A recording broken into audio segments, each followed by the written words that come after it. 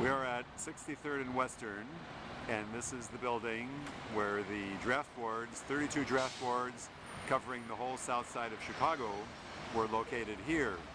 And we rented an office in the building as a bookstore, and this is where we got into the draft board offices and removed a lot of the material, mountains of files and cards, and burned them outside. We did not endanger the building, or much less endanger the life of anybody in there or anywhere around here.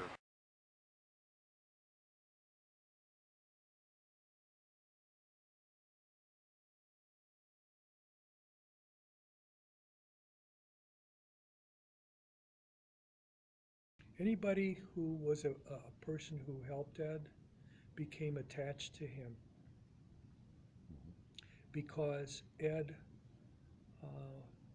was not passive in his use of help. He was active and helped pass this. Any help he got, he passed on to other people as fast as possible. And so he understood people with disabilities at a deep level. He had experienced this growing up in his family, as a young man, in college.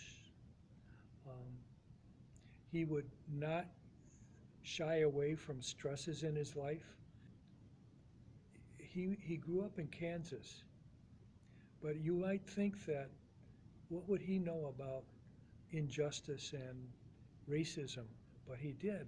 He would talk about the history of Osawatomie, Kansas, when John Brown was there in bloody Kansas before the Civil War.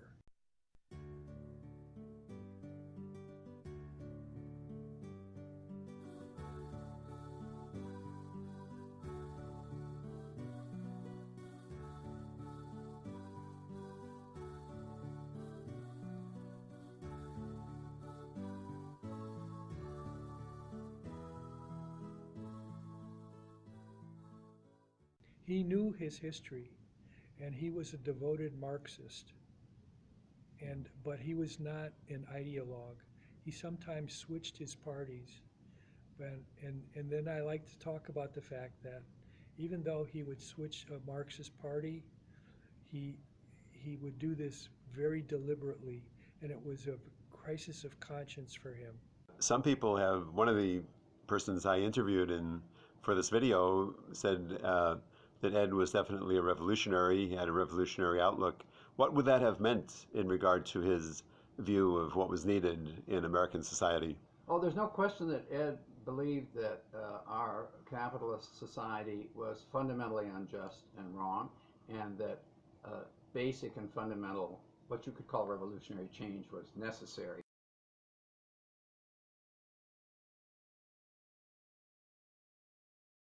He dealt with it through use of medication and so on. But despite that, he continued to persist as a political figure. I believe that's why so many people think of Ed as a hero. He had so much to overcome. He lived in financial hardship. He lived with a constant need to beat back the devils of psychosis, to be honest, and just did that heroically for so many decades. His analysis, as you suggested, was, I would say, a revolutionary one, not perhaps that of everybody else. It had certainly a Marxist orientation, and but it evolved, and he could view things very broadly. He was a tolerant person. He read very widely. He loved mystery novels and so many other things that I would bring him when he was in nursing homes later. He read everything, and he loved talking about baseball. He loved talking about politics. So he wasn't, narrowly focused. Right.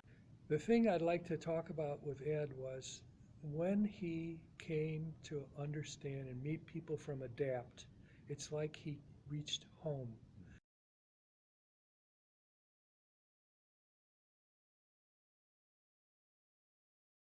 This was his real family, because the militant, revolutionary approach and thinking of people in ADAPT who had disabilities and would stand up for the rights of all is exactly who he was and who he needed to be with. These were his people. This was his community, his family.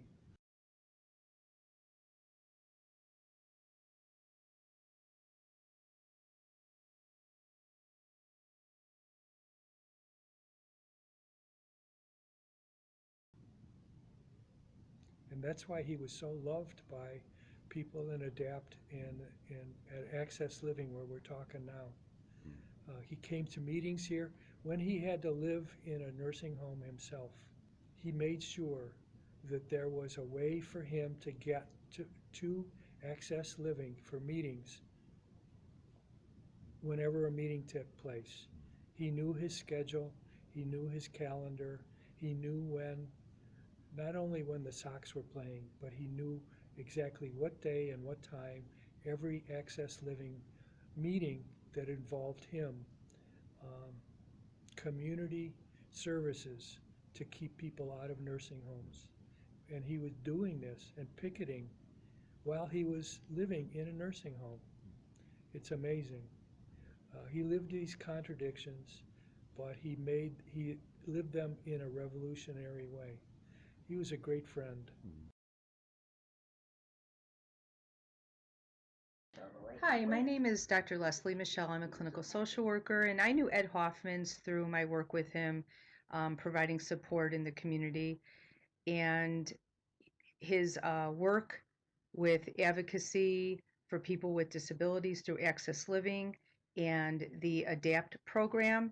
He was an avid he was an avid supporter of people with disabilities and did anything he could, no matter what how he was feeling or what challenges he faced.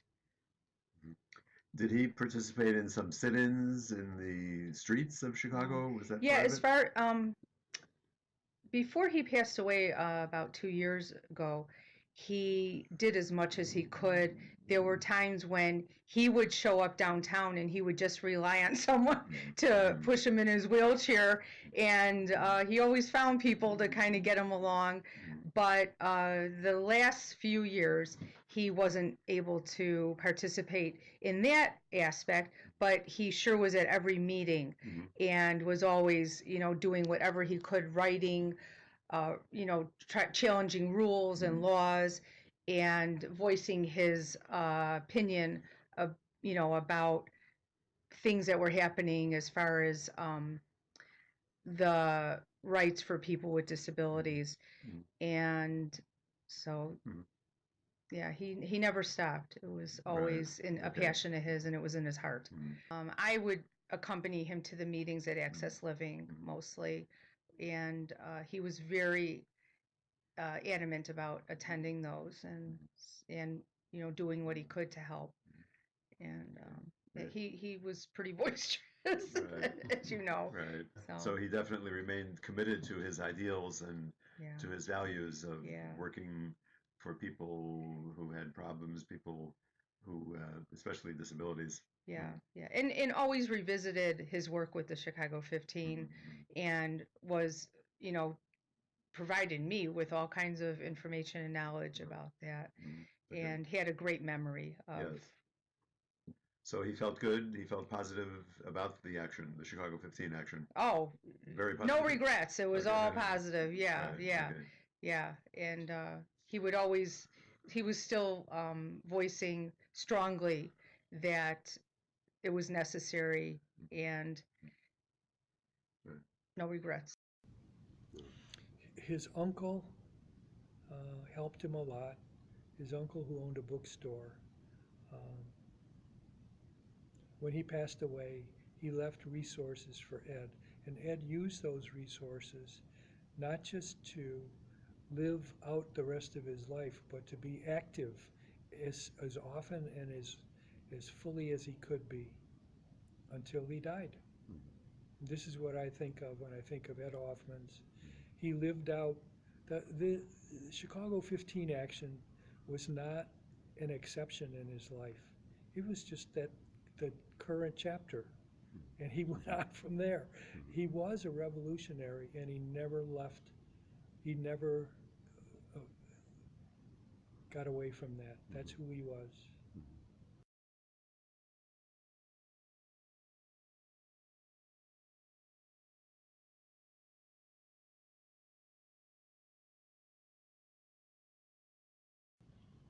So you mentioned he was a Marxist, so he believed that revolutionary change was necessary in this country? Absolutely, he did. And do you know what any examples of actions that he participated in here in Chicago or in Washington also? I think he went with a large group of ADAPT to Washington Right, at least once. right. He would be blocking roads and streets and get arrested. It was planned. It was a very good action and very well publicized. And with others, these were people in wheelchairs primarily, and he was heroic, and he knew what he was doing. Well, it's a beautiful friendship that you and Betty had with Ed, and I'm sure that continues to be alive in your heart and mind. So I thank you for sharing with us. Anything you would like to add as we conclude? It's just very moving to hear other people here at Access Living and ADAPT talk about Ed. It moves me to tears to hear how much love existed between them. It's just very strong.